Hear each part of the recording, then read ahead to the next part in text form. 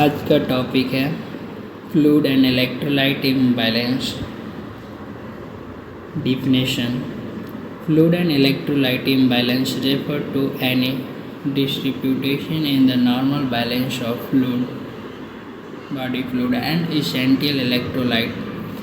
Example: sodium, potassium, calcium, which are crucial for physiological function like muscles contraction, nerve condition and fluid balance.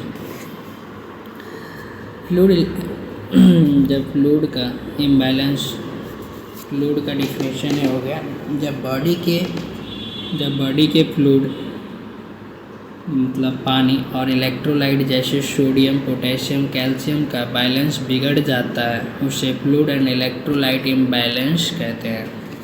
Fluid imbalance में क्या होता है? Fluid imbalance refer to any disturbance in the amount, distribution or composition of body fluid, either deficit or excess affecting normal physiological function.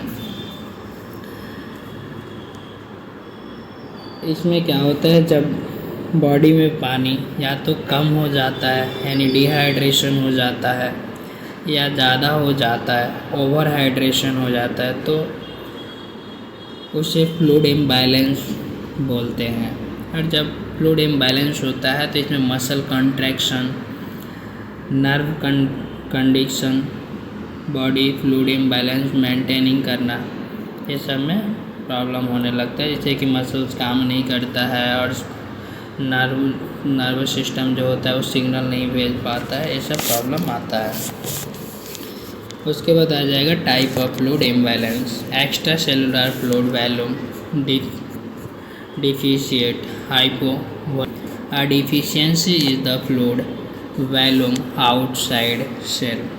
इसमें क्या होता है कि fluid कम हो जाता है, बॉडी के बाहर, सेल के बाहर फ्लूइड कम हो जाता है। एग्जाम्पल में डिहाइड्रेशन, वोमिटिंग, ब्लीडिंग।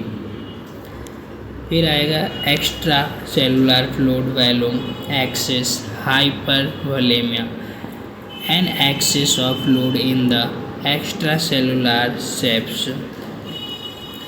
इसमें हो जाएगा फ्लूइड ज़्यादा हो जाता है, जैसे कि बॉडी में एक्स्ट्रा फ्लूइड जमा हो जाता है। एग्जाम्पल में स्वेलिंग, एडिमा आ जाता है, किडनी प्रॉब्लम हो जाता है। उसके बाद है थर्ड नंबर पे extra cellular fluid volume shift, imbalance due to shifting of fluid between compartment।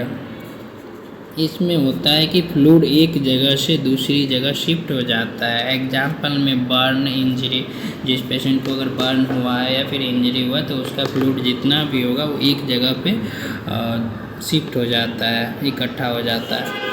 Intracellular fluid volume excess water intoxication excess fluid inside cell. इसमें क्या होता है, सेल के अंदर ज़्यादा पानी हो जाना, यानी कि सेल में पानी ज़्यादा चला जाता है, जिससे डेंजरस हो सकता है, बर्न, स्वेलिंग हो सकता है। उसके बाद है last point intracellular fluid volume deficiency of fluid within cell. इसमें क्या होता है, डिफिशियंसी जो है कि सेल के अंदर पानी कम हो जाता है। उसके बाद है हम लोग का नेक्स्ट टॉपिक में है electrolyte imbalance.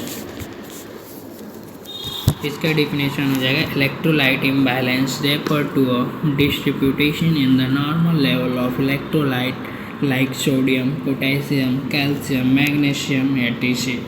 in the body fluid which affect cellular function, nerve condition and muscle contraction।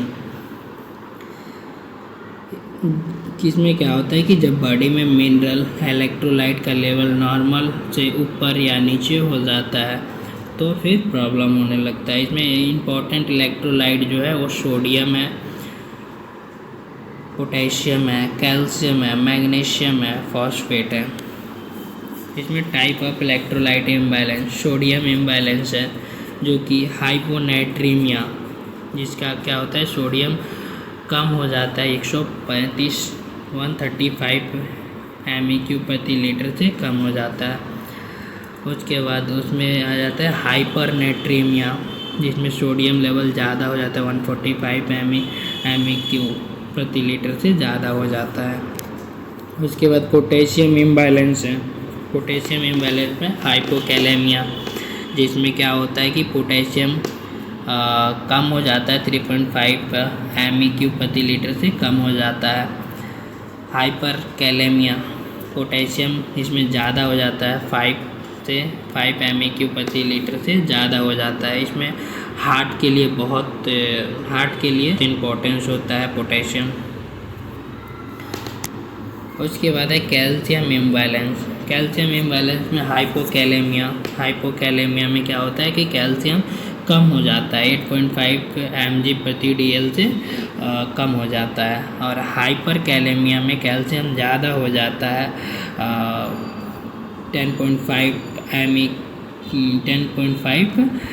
mg प्रति DL से ज़्यादा हो जाता है, जो कि बोन और मसल्स पर इफ़ेक्ट करता है। अगर कैल्शियम कम हो गया या ज़्यादा हो गया तो फिर बोन और मसल्स पे इफ़ेक्ट करेगा, उसमें प्रॉब्लम डालेगा। उसके बाद मैग्नीशियम इम्बैलेंस है। मैग्नीशियम कम हो जाता है, 1.6 से कम हो जाता है। फिर हाइपर मैग्नीशियम, इसमें मैग्नीशियम 2.6 से ज़्यादा हो जाता है, 2.6 mg प्रति DL से ज़्यादा हो जाता है इसमें। उसके बाद फॉस्फोरस इम्बैलेंस में क्या है कि हाइपोफॉस्फेटीमिया, जो कि कम हो जाता है, 2.5 mg प्रति DL से कम हो जाता है फॉस्फोरस। फिर हाइपरफॉस्फेटीमिया में फॉस्फोरस क्या होता है कि 4.5 mg प्रति DL से ज़्यादा होने लगता है, तो इसमें भी एक प्रॉब्लम। इसका अगर शॉर्ट नोट्स में इसको अगर टोटल समझे, फ्लूइड इम्बैलेंस और इलेक्ट्रोलाइट इम्बैलेंस को शॉर्ट नोट्स में अगर समझा जाए तो फ्लूइड इम्बैलेंस होता है जैसे पानी का इम्बैलेंस होना होता है, और इलेक्ट्रोलाइट इम्बैलेंस होता है जैसे कि मिनरल का इम्बैलेंस होना होता है। तो दोनों मिलाकर बॉडी फंक्शन को इफ़ेक्ट करते हैं, जैसे कि हार्ट, ब्रेन और मसल से तीनों ऑर्गन को जब फ्लूइड और इलेक्ट्रोलाइट इम्बैलेंस होता है तो तीनों ऑर्गन को इफ़ेक्ट कर देता है। आज के लिए इतना ही, नेक्स्ट टॉपिक कल। Thank you.